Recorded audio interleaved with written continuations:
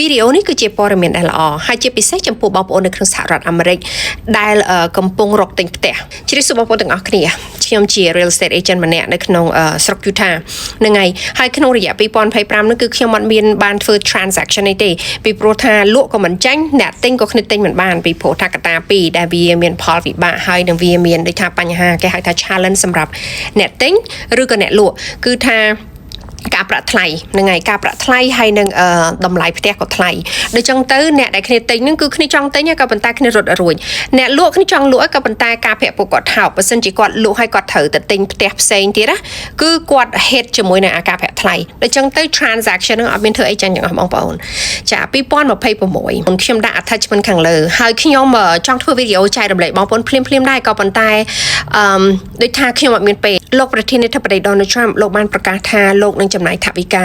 200 billions បងប្អូន1 billion ហ្នឹងគឺ1000លានតើបងប្អូនហើយបើសិនជា200 billion ហ្នឹងគឺ200,000លានដុល្លារបងប្អូនហ្នឹងហើយលោកប្រធានាធិបតី Donald Trump បានប្រកាសហើយថាលោកនឹងចំណាយថវិកា200 billion បានន័យថា200,000លានដុល្លារក្នុងការដែលគាត់ទិញគេហៅថា secure ទិញ bond ទិញ mortgage bond ណាបងប្អូននៅក្នុងសហរដ្ឋអាមេរិកនេះគេហៅថា mortgage នេះគឺប្រាក់កម្ចីបងប្អូនហ្នឹងហើយប្រាក់កម្ចីនៅក្នុងសហរដ្ឋអាមេរិកនេះគឺវាមានការទំនាក់ទំនងជាមួយនឹងរដ្ឋាភិបាលហ្នឹងហើយធម្មតាគេមានក្រុមហ៊ុន2ដែលធំវាមានក្រុមហ៊ុន3តាមប៉ុន្តែក្រុមហ៊ុន2ដែលធំហ្នឹងគឺហៅថា Freddie Mac ហ្នឹងគឺការ organization ហ្នឹងគឺគាត់ទិញ mortgage ដូចថាបើសិនជាធនាគារឲ្យយើងខ្ចីឲ្យទៅមេហើយនឹង Freddie Mac ហ្នឹងគឺទិញ mortgage ពីក្រុមហ៊ុនដែលយើងទៅខ្ចីហ្នឹងណាបងប្អូននៅពេលដែលពួកគាត់ទិញគឺមានន័យថាគេហៅថា supply and demand ដូចថាការទាមទារវាច្រើនដល់ពេលការទាមទារច្រើនចឹងទៅគឺ yield នឹងចុះដល់ពេល yield នឹងចុះហ្នឹងទៅការប្រាក់វា follow yield ដូចថា yield អានេះហ្នឹងណាការប្រាក់គឺ follow តាម yield អញ្ចឹងបើសិនជា yield នឹងចុះការប្រាក់ចុះ2026នេះបងប្អូនខ្ញុំជឿជាក់ថាការប្រាក់នឹងមានដូចថាការបន្ធូរបន្ថយច្រើន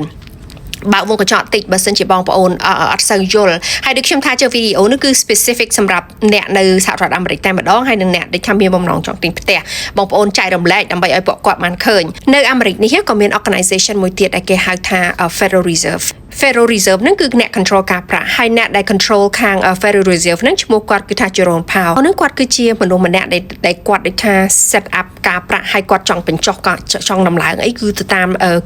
ដូចថាការដែលគាត់វិភាគគ្រូផនគាត់ institution ផនគាត់ហ្នឹងដែលគាត់វិភាគបងប្អូនការទម្លាក់ការប្រាក់ឬក៏តម្លើងការប្រាក់ Jerome Powell គឺគាត់មានភារកិច្ចនៅក្នុងការដែលគាត់ដូចថាមើលពីប្រវត្តិគេហៅថា update ឬក៏ record ពីដូចថា unemployment ពីសេដ្ឋកិច្ចអ្វីគ្រប់យ៉ាង inflation អីគ្រប់យ៉ាងទាំងអស់ហើយគាត់នឹងយកមកវិភាគថាតើគាត់គួរតែបញ្ចុះការប្រាក់ឬមួយក៏គាត់ទុកវាថេរឬមួយក៏តម្លើងនោះជាភារកិច្ចរបស់ Jerome Powell ថ្ងៃនេះដែរក៏មាន report ចេញពីរឿងគេហៅថា unemployment ពាក្យខ្មែរយើងហៅថាអីគេ unemployment ដូចថាអ្នកដែលថាអត់ការងារធ្វើឲ្យទៅសុំថវិកាពីរដ្ឋហ្នឹងហើយunemployment ហ្នឹងគឺចេញមកគឺថាល្អអញ្ចឹង Jerome Powell គាត់គិតថាគាត់មានការ make a decision ថាអូខេការប្រាក់គាត់អត់មានដូចថាមានកម្រងទម្លាក់ឬក៏អីទេក៏ប៉ុន្តែទីផ្សារពីហ៊ុនបែរជាឡើងទៅវិញហើយអ្វីបានជាឡើងពីព្រោះថា investor លែងមើលទៅ Jerome Powell ហើយ investor គឺគេមើលទៅលើ200 billion dollar ដែលរដ្ឋាភិបាលលោកប្រធានាធិបតីដូចថាមានកម្រងដាក់ទិញ bond ហ្នឹងហើយនេះហើយគឺជាភាពខុសគ្នាហើយចំពោះវីដេអូនេះអ្វីដែលខ្ញុំចង់ចែករំលែកបងប្អូនគឺថាបើសិនជាបងប្អូនមានកម្រងចង់ទិញផ្ទះបងប្អូនដូចថាព្យាយាម study ដូចថាតាមដានព័ត៌មានទៅ2026នេះខ្ញុំជឿជាក់ថាការប្រាក់នឹងធ្លាក់ហើយបើសិនជាមានដូចថាបើសិនជាការប្រាក់ adjust គឺថាអ្នកលក់អ្នកទិញគឺមានទៅថាដំណើរការប្រសើរចំពោះ2025ចំពោះខ្ញុំបាត់ពិសោធន៍ខ្ញុំគឺថាវាស្ងាត់មែនតើចាវាស្ងាត់មែនតើហើយដូចថាចាំបងប្អូន2026នេះសង្ឃឹមថាការប្រាក់ធ្លាក់ហើយនឹងផ្ទះដូចថាមានចលនាឡើងវិញដើម្បីឲ្យប្រជាពលរដ្ឋយើងជាពិសេសអ្នកដែលថាមានក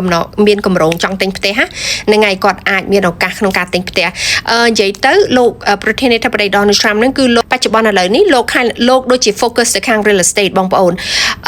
ពីព្រោះថាមានគេហៅថា big institution ច្រើនណាដែលមកទិញផ្ទះទិញអស់ហ្មងនៅចឹងទៅអា supply and demand ហ្នឹងវាខ្លាំងដល់ចឹងទៅអ្នកដែលគ្នាគេហៅថា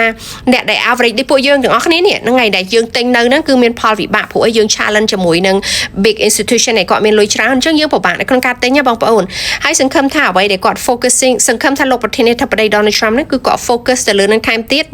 ហើយជួយសម្រួលសម្រាប់ប្រជាពលរដ្ឋទាំងអស់ដើម្បីពួកយើងបានដូចថាត្រឡប់មកមានឱកាសក្នុងការទិញផ្ទះគេហៅថា affordable home ម្ដងទៀតបងប្អូន share video នេះទាំងអស់គ្នាហើយក៏ខ្ញុំសូមអរគុណហើយនឹង good luck ទាំងអស់គ្នាបងប្អូនចំពោះបងប្អូនណាដែលដូចថាព្យាយាមរកមើលផ្ទះចាហើយចាំជួបគ្នាវីដេអូក្រោយទៀតចាសូមអរគុណ